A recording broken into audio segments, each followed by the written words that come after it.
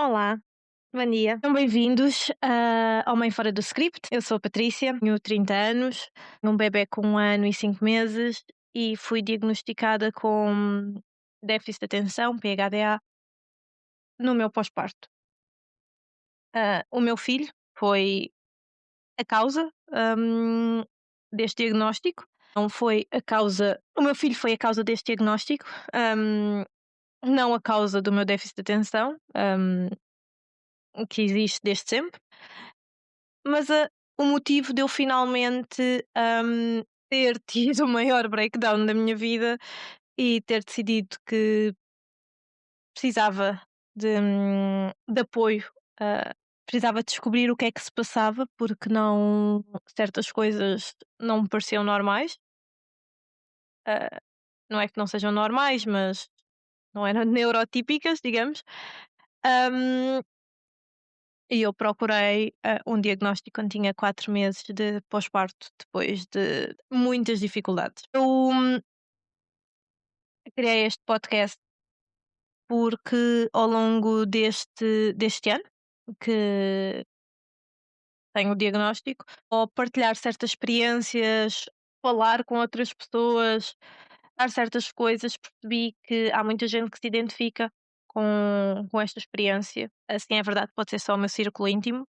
Hum, Mas eu acho que há muitas mães, por aí, ah, tenham déficit de atenção, tenham autismo, tenham outra neurodivergência ou algum transtorno mental, ou mesmo mães que estão só overwhelmed e que acham que estão sozinhas e não estão, porque isto é uma realidade da maternidade. Ah, É algo que é difícil e que quase ninguém fala sobre isso. É complicado, é o nosso corpo que produz um bebé, é o nosso corpo que muitas vezes continua a alimentar um bebé. Somos conforto, somos comida, somos colo, somos tudo o que aquele bebé conhece nos primeiros meses. Ahm, e por muito que tenhamos um parceiro à altura ao nosso lado, coisa que eu tive e tenho, que nos ajude com tudo, não é bem ajudar, não é? Estão a fazer o trabalho deles, mas que esteja lá. Somos nós, é o nosso corpo que está a passar por mudanças hormonais malucas. O nosso corpo deixa de ser nosso, passa a ser de um bebé, seja enquanto estamos grávidas ou no pós-parto, continua a ser dele. Hum, É difícil encontrar-nos, quem somos depois do pós-parto. Aliás, eu não me lembro de quem era antes de ser mãe. A minha psicóloga é capaz de explicar se isso é algum transtorno do déficit de atenção, mas eu já não sei quem era, portanto é muito difícil tentar voltar para alguém que eu nem sei quem era. A maternidade para mim foi algo fantástico, hum, em termos de eu sempre quis ser mãe, foi um grande desejo meu. A Ben foi pensado, foi uma escolha nossa. Nós queríamos o nosso filho, não foi algo "ups, e agora?". Ou seja, eu estava preparada para a maternidade. Eu não foi algo que tenha aparecido de surpresa, porque eu tive alguns períodos da minha vida em que pensei: "Será que eu quero mesmo ser mãe? Será que eu não quero?". Mas na altura em que engravidámos eu queria muito ser mãe. Sempre quis, sempre houve assim um pequena vozinha do: "Será que eu quero mesmo? Será que eu não quero?". Mas eu sempre quis ser mãe. E ser mãe, até quando eu era pequenina, a minha mãe sempre dizia, quando eu tinha 5 6 anos e perguntavam: "O que é que tu queres ser quando cresceres?". "Quero ser mãe", era a minha resposta. Ela dizia: "Mas ser mãe não é um trabalho". Eu dizia: "Sim, ser mãe é um trabalho, e eu quero ser mãe, é isso que eu quero ser quando crescer". Ou seja, na minha cabeça sempre soube que ser mãe dava trabalho, em criança. À minha volta não houve muito romantismo da maternidade, hum, pelas pessoas que estão à minha volta, seja a minha irmã, amigas. Eu tive uma amiga muito próxima que sempre me deu o scoop, verdadeiro e cru da maternidade, das horas sem dormir, e ela teve uma criança mais complicada que a minha, ou seja, eu vi em primeira mão o que era uma maternidade dura, cansativa, exaustiva, como todas são, mas ou seja, eu vi não tive essas experiências por mim, mas as pessoas à minha volta tiveram sempre essas experiências e sempre as partilharam comigo. Não tive ninguém a chegar ao pé de mim e dizer: "Vai ser a melhor coisa da tua vida e tu vais ser 100% feliz". Vi algumas pessoas à minha volta a tentarem forçar essa felicidade, "Estou cansada, mas isto é a melhor coisa de sempre". É verdade, vi. E acho que há muita gente ainda a fazer isso. E acho que é preciso estigmatizar o facto que a maternidade ser complicada não nos faz amar menos os nossos filhos. Nós amamos os nossos filhos, nós adoramos os nossos filhos e isso não tira o peso da maternidade, não é? O peso principalmente do pós-parto, da gravidez. O pós-parto é uma adaptação completa, é um novo ser, é uma nova vida, é um novo eu. Nasce um bebé e nasce uma mãe. É difícil, lidar com isso, principalmente quando ainda temos toda uma componente hormonal gigante a aparecer, a mudar-nos. Nós não sabemos lidar com isso, porque é a primeira vez que nos está a acontecer, ou mesmo quando é uma segunda, porque eu não tive ainda essa experiência, não sei se vou ter essa experiência, porque, como disse, o meu pós-parto não foi fácil. Sei de pessoas que tiveram pós-parto piores, melhores, mas o meu pós-parto fez-me, procurar, hum, um diagnóstico de déficit de atenção. Porquê? Porque eu havia dias que estava muito bem, muito feliz. As noites sempre foram más. Pelos vistos tem a ver com a prolactina e com as hormonas, mas as noites sempre foram muito complicadas para mim, sempre houve nunca foi uma depressão pós-parto, nunca foi, nunca se enquadrou nisso, mas também não é normal nós termos dias, bons e a seguir dias maus e nem sequer conseguimos perceber, será que eu estou a ficar maluca? Porque eu juro que ontem me sentia no lodo e hoje não me estou a sentir no lodo e isto é tão estranho porque hoje eu fui ao médico e ele perguntou-me como é que eu estou e a maternidade está a correr fantasticamente, mas porque é que eu não lhe disse que ontem eu estava a ponderar, a tirar o meu filho, o meu marido e a mim da janela. Mas pronto, difícil de controlar no pós-parto.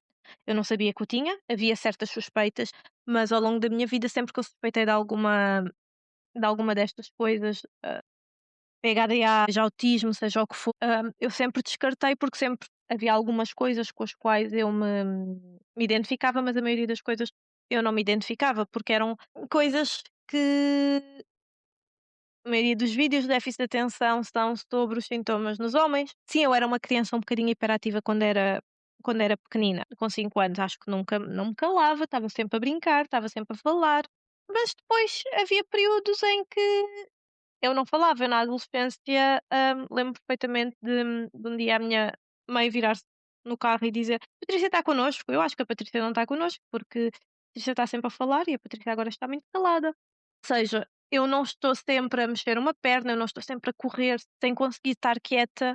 É o meu cérebro que não consegue estar quieta. Sim, às vezes também há sintomas físicos, mas na maioria das vezes é o meu cérebro que não se desliga. É o meu cérebro que deito-me para dormir à noite e ele não se desliga.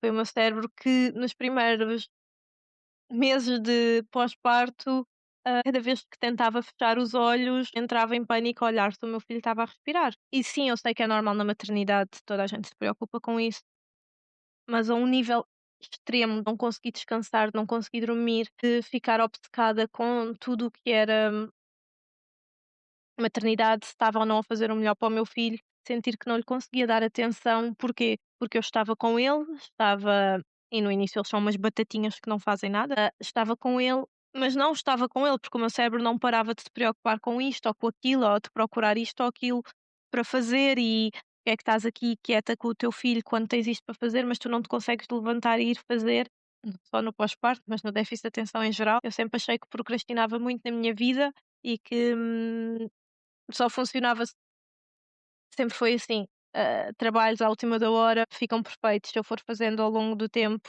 não.